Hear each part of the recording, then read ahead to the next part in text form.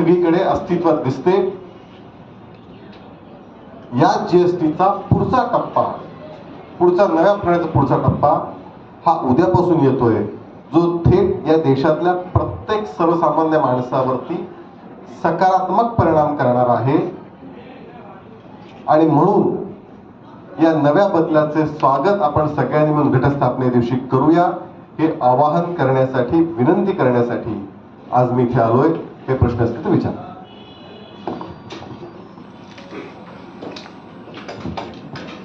Sir, अभी महाराष्ट्र में पान मसाला गुटखा बंद है, फिर भी बिकता है.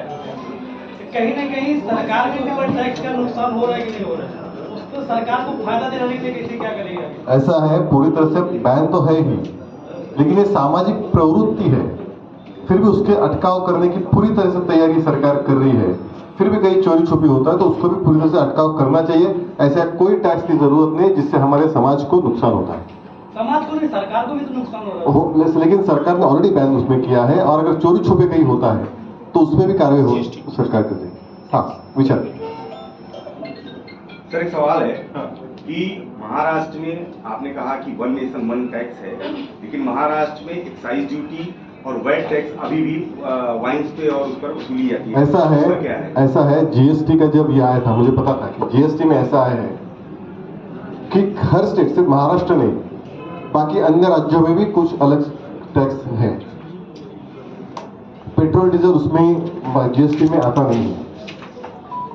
तो सभी राज्य जब तक सहमत न हो तब तक ये सारे जो एक दो टैक्स बचे हैं वो भी आगे आने वाले दिनों में खत्म हो जाएंगे. सवाल ये है यहाँ पर कि 2017 के दरमियान 1 जुलाई 2017 की जीएसटी लागू की गई. उस दरमियान प्रधानमंत्री नरेंद्र मोदी जी ने बाकायदा पूरे देश में एक अलग उत्साह था. उसमें सवाल ये है कि उस दरमियान राहुल गांधी जी ने एक ट्वीट किया था. उन्होंने कहा था कि गब्बर सिंह टैक्स है. उन्होंने कहा था कि 4 स्लैब में जो टैक्स जीएसटी लागू किया जा रहा है वो आने वाले समय में घातक हो सकता है, उससे परिणाम बुरे हो सकते हैं. नतीजा ये रहा कि 2017 के बाद, सवाल ये नतीजा ये रहा कि 2017 के बाद तमाम वर्षों में जीडीपी ग्रोथ कम हुई और कोविड कार्यकाल सब पूरे देश में वैश्विक महामारी से छोड़ देते. सवाल ये है कि आखिर 6 वर्ष बाद, 7 वर्ष बाद वही चीज जो राहुल गांधी उस समय कह रहे थे अर्थव्यवस्था को लेकर अब लागू की. मुझे लगता है हम दोनों क्या इकोनॉमी पे चर्चा करेंगे. तैयार है आप? जीडीपी चर्चा करेंगे. सवाल मेरा था, सवाल ये है कि अगर 17 से बात देखेंगे तो 17 के बाद जीडीपी भारत का हमेशा आगे बढ़ता ज्यादा जीडीपी रहा है. 6% से आगे रहा है. इवन कोरोना में जब बहुत पूरी वर्ल्ड की बुरी हालत थी तब भी हम अरे आपका डेटा मैं बोल रहा हूँ ना, क्योंकि आप मेरा चर्चा करेंगे तो अलग चर्चा करेंगे, मुझे कोई दिक्कत नहीं है. मेरे पास भी पूरा डेटा है, कोई बात नहीं. ऐसा है, कोरोना का पीरियड था तो ये जब था 2017 में जब आया था तो एक प्रकार से यही राहुल गांधी थे इसको गब्बर सिंह टैक्स करके उन्होंने बोला था. अब वही राहुल गांधी है, बोल रहे कि हमने इसके बारे में अलग सुझाव दिया था, हमने कहा था ये करो. राहुल गांधी हमेशा दोगला बात करते हैं. राहुल गांधी कभी भी अपनी एक भूमिका पर ठाम नहीं रहते. दूसरा बात ऐसी है कि जब पिछले 17 से हम देखेंगे तो हमारी अर्थव्यवस्था का टैक्स जो कर संकलन बोला जाता है, या खासदार साहब, जो कर संकलन हमारा बोला जाता है वो कर संकलन टैक्स कलेक्शन 2017 से आप देखो आज 2 लाख करोड़ के करीब, जो सबसे रिकॉर्ड है. इसी समय कोरोना आया. कोरोना के बाद के सारे विश्व के बाकी राष्ट्रों की अर्थव्यवस्था देखो, आज हम दुनिया की सबसे बड़ी तीसरी अर्थव्यवस्था करके उभर रहे हैं. अगर हमारी नीति गलत होती तो ये हालत नहीं, ये यहां तक तीसरे नंबर तक हम नहीं पहुंचते. 10 में भी नहीं थे 2014 के पहले हमारे अर्थव्यवस्था. ये मोदी सरकार की अचीवमेंट है सबसे पहली बात. तो राहुल गांधी की बातें वो सिर्फ दोगलेपन की बातें करते हैं जिसमें कोई ठोस नहीं रहता. मैं आपको उसके 10 एग्जांपल दे सकता हूं.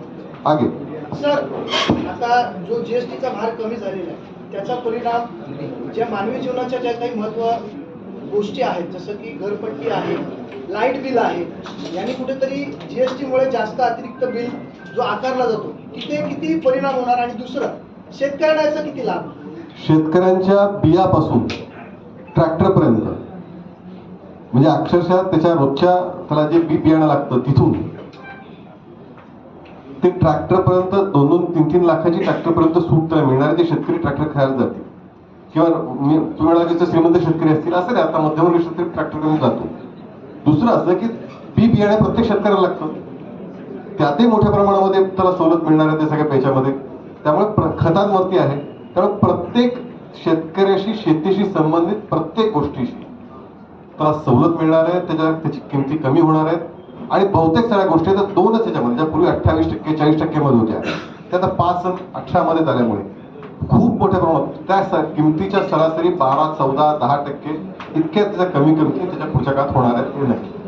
सर, आंतरराष्ट्रीय ट्रॅम्प कार्ड प्रमाणे जर आता जो ट्रॅम्प कार्डने ट्रिप हे केलेला आहे, तर केंद्र सरकारने स्थानिक स्वदेशी अर्थव्यवस्था मजबूत करण्यासाठी उचललेले पाऊल आहे का, किंवा आर्थिक व्यवस्थेला चालना देण्यासाठी? आर्थिक व्यवस्थेला या देशातला प्रत्येक जण स्वावलंबी आपण झालं पाहिजे, ही मोदीजींनी पहिल्या दिवसापासून भूमिका मांडली. तुम्ही नोकऱ्या करणारे नाही तर नोकऱ्या देणारे व्हा. आणि म्हणून मग स्टार्टअपचा मोठ्या प्रमाणामध्ये आपण प्रोत्साहन दिलं. आज देशात 2014 पूर्वी काही निवडक स्टार्टअपची संख्या होती, जी आज काही लाखांमध्ये भारतामध्ये मोठे स्टार्टअप्स हे भारतामध्ये यशस्वी ठरले, की ज्यातनं एम्प्लॉयमेंट जनरेशन होते. त्यामुळे आपण स्वावलंबी झालं पाहिजे, आपल्या अर्थव्यवस्था स्वावलंबी ट्रॅकवर आली पाहिजे, ही पहिल्यापासून नरेंद्र मोदींनी भूमिका मांडली. आणि मला नक्की विश्वास आहे की ट्रम्प असो, कुणी असो, आपण आपल्या क्षमतेवरती जगाला उत्तर देऊ. सर, पंतप्रधान नरेंद्र मोदी यांनी 75 वर्ष पूर्ण केले आहेत. त्यानंतर आता राष्ट्रीय स्वयंसेवक संघ जो आहे त्यांचा राजीनामा घेणार आहे असे संकेत दिलेले आहेत. सांगितलं तुम्हाला माहिती का? माझा पूर्ण प्रश्न ऐकून घ्या. असे संकेत दिलेले आहेत असं हर्षवर्धन पाटील सकपाळ म्हणालेले आहेत. आणि मुळात हर्षवर्धन पाटील यांनी त्यांच्या पक्षात त्यांचं स्थान काय, त्यांना त्यांच्या पक्षातले नेते तरी सन्मान देतात का? थांबरे सन्मान देतात का, याचं पहिल्यांदा भान त्यांनी बाळगावं, मग मोदीजींच्या पंतप्रधानांवरती बोलावं. मुळामध्ये संघाने असं कुठलाही संकेत कुणी तुम्हाला माहितीच, मला माहिती नाही, असं कुठलेही संकेत संघाने दिले नाही. राष्ट्रीय स्वयंसेवक संघाने साधं उत्तर दिलं ना, की दिलं त्याचं उत्तर की आणि त्यांनी असं पण म्हटलंय की देवेंद्र फडणवीस यांना पंतप्रधान पदाचं हे स्वप्न पडलंय. मुळात काँग्रेसमध्ये किती मुख्यमंत्री पदाचे उमेदवार आहेत, ते त्यांच्या पुढे किती आहेत सपकाळांना ते सिरियसली घेतात का? काँग्रेस पक्षातच त्यांना जर सिरियसली घेत नसतील तर बाकीच्या पक्षातल्या नेत्यांकडे किती गांभीर्याने घ्यावं, हा प्रश्न. पण 75 वर्षाचा कायदा भाजपमध्ये आहे, घटनेमध्ये आहे, असं आहे. मग तो 75 वर्ष आधीपासून जे राजकारणात आहेत किंवा पदावर आहेत त्यांच्यासाठी आहे की नवीन याच्यासाठी आहे? मला वाटतं GST बद्दल आपण बोलूया. सर, एजुकेशन से रिलेटेड रबर, पेंसिल और ये सब चीज़ों पे GST ऑफ की गई है 12 वर्ष से. लेकिन सर, जिस तरीके से स्कूलों में अगर हम बात करें तो सरकारी स्कूल है नहीं, अभी बचे ही नहीं है बिल्कुल, सिर्फ प्राइवेट सेक्टर के स्कूल हैं. तो जिस तरीके से वहाँ पे फीस जो बढ़ रही है, मतलब 2,500, 3,000, अगर हम किसी कॉन्वेंट स्कूल में डालने जाए बच्चे को 3,500, 4,000 के ऊपर फीस है. तो क्या ये रबर पेंसिल में GST घटा के और फीस में बढ़ा के, लेकिन ऐसा है आज भी बहुत सारे स्कूल सरकारी जी बहुत अच्छे तरीके से चलते हैं. मैं ऐसा नहीं कह रहा हूँ कि आप प्राइवेट में मत डालो, मेरा कोई कहना नहीं है. वैसे भी आप में बताइए ना सर. नहीं वैसे नहीं, मैं पूरे महाराष्ट्र की बात कर रहा हूँ. मैं महाराष्ट्र में ऐसे जिला परिषद के भी स्कूल बता सकता हूँ कि जहाँ के बच्चे बहुत अच्छी तरह से पढ़ रहे हैं और आगे बढ़ रहे हैं. लेकिन ये मैं नहीं मानता कि आप, मेरा ये कोई कहना है कि आप इसे स्पेसिफिक स्कूल में डालो. लेकिन हम जब पॉलिसी जब बनाते हैं तो पूरे देश को सामने रखते हुए, सारे बच्चों को सामने रखते हुए बनाते हैं. तो नेचुरल है जब हम वही पेन ये सारे इस पे हम कम करते हैं, जीरो करते हैं, तो उसका उपयोग सारे देश के विद्यार्थियों को होता है, उनके पाल्यों को होता है. सर, ऐसा नहीं लगता कि ये GST, रबर पेंसिल पे GST घटाने की वजह सरकारी गवर्नमेंट स्कूलों को बढ़ावा दिया जाए? बिल्कुल है, वो तो है गवर्नमेंट सरकारी. मैंने वही बताया, मैं आपको 10 स्कूल ऐसे लेके तैयार हूँ कि जो बहुत अच्छी तरीके से चल रहे हैं. जिला परिषद स्कूल है, बहुत ही अच्छी तरीके से चल रहे हैं. सर, हमारे वसई विराट वसई विरार में वही तो मैंने बात की। सर आप मैंने- महाराष्ट्र की बात कर रहे हैं, देश की बात कर रहे हैं, अच्छी बात है, लेकिन वो वसई विरार की बात इसलिए कर रही है क्योंकि हम वसई विरार में और आप भी इस समय वसई विरार में, और वसई विरार भी देश का हिस्सा है, राज्य का बिल्कुल सही, हिस्सा, बिल्कुल सही बस बात इसलिए है। उनका ये सवाल है, इसलिए वो बार बार कर रही बिल्कुल है। सही बात है। हाँ, पुढे एक सवाल ये है कि सबसे अधिक जो 2023 और 24 की फाइनेंस मिनिस्टर की तरफ से भी साफ तौर पर कहा गया था, और रिपोर्ट है उसमें, किसके सर? फाइनेंस मिनिस्टर उसमें है, उनकी तरफ से भी कहा गया है सबसे अधिक जो जीएसटी जमा करता है वो 18% स्लैब वाले जमा करते हैं, लगभग 70-75% है। अब सवाल ये है कि जो इस समय स्लैब 2 बताए गए हैं, खासतौर पर आम आदमी 0% से शुरू करते हैं 18% जो आपके पैनल के हिसाब से, तो सबसे अधिक जमा करने वाली संख्या आज भी 70 से 75% है। तो सहूलियत किस तरफ मिलेगी? क्योंकि जो 28% जमा करने वाले लोग थे वो तो ठीक मात्र 22 से 23% लोग, तो यहाँ पर 18% लोग जमा करने वाली जीएसटी अधिकतर, वो 75% लोग थे, तो वो तो अभी भी जमा करेंगे, सहूलियत कैसे मिलेगी? अरे सवाल प्रमुख एक- चीजों एक- पर। एक- एक- आप सिर्फ किस एंगल से कोई रिपोर्ट देखते हो उस पर डिपेंड है सारा चीज करता उत्तर दीजिए, जागरूक करिए आप, इसलिए तो है। मैं बता रहा बैठे हूँ हैं। बता रहा हूँ जी ऐसा है कि देखिए, अगर जब तक इस देश से कर संकलन टैक्स कलेक्शन नहीं होगा, जब 2014 में, आपकी जानकारी के लिए बता दूं और इसलिए जानबूझ के मैं बता रहा हूं कि टैक्स रिटर्न्स भरने वाले की संख्या थी सिर्फ 2 से 2.25 करोड़, जब 2014 की पहल की बात कर रहा हूं। और पिछले 10 साल में अभी टैक्स रिटर्न सबमिट करने वाले की, भले वो जीरो टैक्स का सबमिट करता हो, वो संख्या हो गई है, अभी इस साल की संख्या है एग्जैक्टली 16 सितंबर को खत्म हुआ वो 7.5 करोड़ से ज्यादा है। तो ये जो संख्या है, इसका मतलब है जब तक आप देश के टैक्स कलेक्शन में कंट्रीब्यूट नहीं करेंगे तब तक विकास के रास्ते भी नहीं खुलेंगे। तो ये तो टैक्स कलेक्शन तो होगा ही, टैक्स कलेक्शन एक सही मायने में होना चाहिए, ये सबसे बड़ी बात है। दूसरी बात, आपका जो सवाल है कि 18%, ऐसा है कि बहुत सारी चीजें थी जो 40% में थी, 28% में थी, वो नीचे आ गई है, ये भी बात है। 18 की भी 5% में आ गई, 0 में आ गई, ये भी बात है। अगर उसका भी 18 में से कितनी आई वो भी मैं आपको बता सकता हूं। लेकिन टैक्स कलेक्शन में एक प्रकार से जो बहुत सारे भ्रष्टाचार होता था वो कम हुआ है। क्लीन गवर्नमेंट, जो ये देश मोदी जी का पूरा वादा था, वो पूरा हुआ, इसलिए आज लोग भी भर रहे हैं, लोग भी सामने आ रहे हैं। सुटसुटीतपणा जो होता टॅक्स कलेक्शन मधला तो आणलाय, त्यामुळे कर म्हणून तर इतकं 2 लाख कोटी में आपण पोहोचलोय, समजून घ्या। अगर आपको सिर्फ राहुल गांधी का सुन के ही मुझे सवाल करते तो मुझे कोई दिक्कत नहीं है, वही तो बोल रहा हूँ, रिपोर्ट वही तो मैं बोल रहा हूँ, मुझे पता है रिपोर्ट वही, वो रिपोर्ट मुझे पता है। हाँ, अरे मैंने सवाल नहीं, विपक्ष को लेकर विपक्ष को नहीं, मैंने बोल रहा हूँ, मैं पूछ रहा हूँ, मैं बिल्कुल, मेरा भी जवाब देना, मेरा राहुल गांधी शब्द का प्रयोग नहीं अरे आपने किया इसलिए रिपोर्ट पे बात कर, बिल्कुल सही बात है, मैं ही बोल रहा हूँ। यस, तो ये मेरा सवाल है, तो ये मेरा जवाब भी है कि एक प्रकार से इस देश का टैक्स संकलन इसलिए बढ़ा है। सर उत्तर अभी भी नहीं आया। यार मैंने उत्तर अभी आपको सुना है, आपको उत्तर क्या देना है ये मेरी एक मिनट भाई साहब एक मिनट, उनके भी सवाल का उत्तर नहीं आया। 70 से 75% लोग जमा कर रहे हैं, तो वो स्लैब को ग्राहक कहाँ मिलता? मैंने वही बोला आपको। अगर सवाल सुनो, मैं मेरा आपका एक मिनट सवाल एक, अरे मेरा बात तो सुनिए अभी, फिर आप करेंगे सवाल जवाब नहीं देते। सवाल पूछना आपकी जवाब ये है, बराबर है। अभी क्या जवाब करना, ये मेरी जिम्मेदारी है।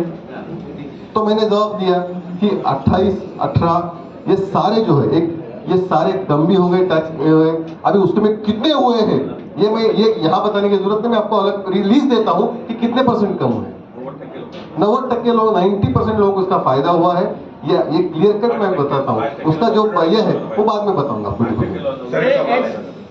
सर एक सवाल है, लाइफ सेविंग मेडिसिन जो है 5% जीएसटी के दायरे में लाया गया, ये आप कह रहे हैं, सरकार कह रही है, लेकिन जनरल मेडिसिन जो है वो 18% दायरे में चली गई। जनरल मेडिसिन पब्लिक इस्तेमाल ज्यादा करती है, जरूरी नहीं हर एक आदमी लाइफ सेविंग जो मेडिसिन इस्तेमाल करे। ऐसे में जनता के ऊपर भार ज्यादा हो गया मेडिसिन का, और आप कह रहे हैं कि नए दर से जनता पे भार नहीं होगा। लाइफ सेविंग जो ड्रग्स है जो सबसे ज्यादा महत्वपूर्ण होता है, जो जिसको वो लगता है, आप उसके बारे में कभी भी जाके बात कीजिए, उसको आज कितनी राहत मिलेगी कि जो कल ये कॉस्ट थी आज ये कॉस्ट है, उसको तो वो ड्रग्स चाहिए ही, उसको ज्यादा उसका लाभ होगा।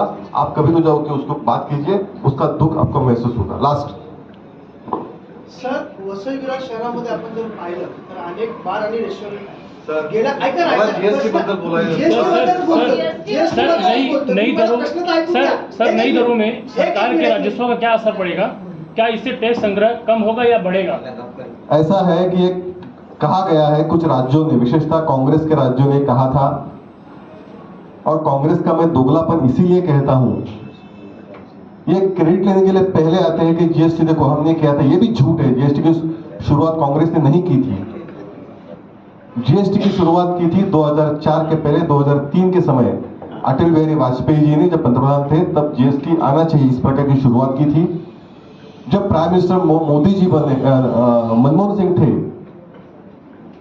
तब जीएसटी लाने के लिए शुरुआत की गई। और ये फिर बता दें, जीएसटी को अपोज बीजेपी ने किया था। हाँ किया था, क्योंकि उस समय कोई क्लैरिटी जीएसटी में नहीं थी। जब मोदी जी पर प्राइम मिनिस्टर बने, तब के अर्थ मंत्री, फाइनेंस मिनिस्टर अरुण जेटली ने 57 मीटिंग स्टेट के साथ ली, और जो स्टेट के मन में शंकाएं थी वो शंकाएं दुरुस्त की, और उसके बाद जीएसटी का इंप्लीमेंट हुआ। और जीएसटी का रूल है, वहां मेजॉरिटी डिसीजन नहीं होता। जीएसटी काउंसिल में सब करके एक साथ डिसीजन हुआ तो ही डिसीजन होता है, उसमें एक भी अपोज हुआ तो डिसीजन नहीं होता। ये जीएसटी का ढांचा इस प्रकार से बनाया गया है। तो इसलिए सब स्टेट के जो कंसर्न मुद्दे थे, वो कंसर्न मुद्दे को एक साथ लेते हुए अरुण जेटली ने जब जीएसटी काउंसिल बनाई, वो सक्सेसफुली पिछले 7 साल से चल रही है। दूसरी बात, तब ये सवाल आया था कि जो स्टेट्स का संकलन कम होगा, टैक्स कलेक्शन, उसका क्या होगा? तो केंद्र सरकार ने वो भी तब किया था कि 5 साल वो नुकसान रुपए देंगे। आज भी कुछ कांग्रेस के स्टेट्स वो सवाल आ रहे हैं, लेकिन जीएसटी काउंसिल में इसमें उन्होंने कुछ सवाल नहीं किए। और दूसरी बात, जिस प्रकार से टैक्स कलेक्शन बढ़ रहा है, वो देखते हुए जो संभावना लग रही है कि ऐसा हो सकता है, ऐसी एक सोच है, वो नहीं होगी। मुझे लगता है जीएसटी टैक्स कलेक्शन से इसका पूरा तरह से रिकवरी हो जाएगी। एक लास्ट और है सर, सरकार ने कोई कंज्यूमर नंबर, हेल्पलाइन नंबर जारी किया है, जो अगर जिसको नवीन दर पे सामान ना मिल सके तो वो शिकायत कर सके। कोई नियोजन है सरकार की तरफ से?